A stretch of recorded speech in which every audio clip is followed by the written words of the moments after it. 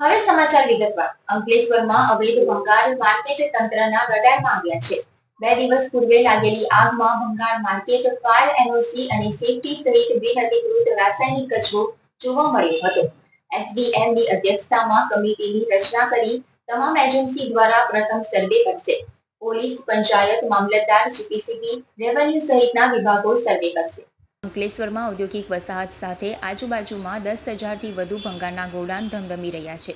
જેમાં ધમધમતા બિનઅધિકૃત ભંગારના ગોડાઉનમાં ઔદ્યોગિક વસાહતના રાસાયણિક કચરો બિનઅધિકૃત રીતે નિકાલ કરી પર્યાવરણને નુકસાન પહોંચાડે છે, તો તેના સંગ્રહને લઈને કેટલાક ભંગારના વેપારી સળગાવી દે છે.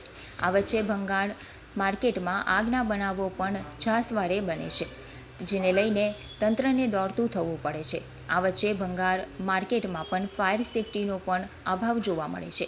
તાજેતરમાં ભરૂચ જિલ્લા ફાયર ઓફિસના ધ્યાને આવ્યું હતું કે ભંગાર માર્કેટમાં એક પણ ભંગારના વેપારી પાસે ફાયર એનઓસી લીધી ન હતી, તેમજ ભંગાર માર્કેટમાં કચરા સાથે અનેક જ્વલનશીલ પદાર્થનો પણ સંગ્રહ વિપુલ માત્રામાં જોવા મળે છે.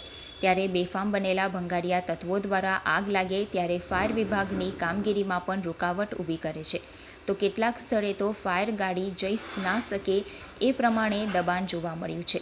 આ વચ્ચે મોટી હોનારત સર્જાય તો અનેકના જીવ જોખમમાં મુકાય છે.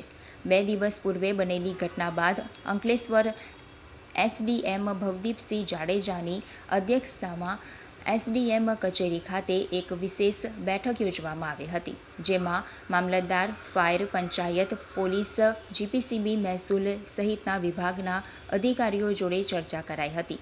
જેમાં તમામ વિભાગના સંકલન કરીને એક કમિટીની રચના કરવાનું નક્કી કરી આ કમિટી દ્વારા તમામ ભંગાર માર્કેટમાં તમામ મુદ્દા આધારિત સર્વે કરાશે, જે આધારે બિનઅધિકૃત ભંગારના ગોડાઉન સામે કાર્યવાહી કરવાનું નક્કી કરાયું છે.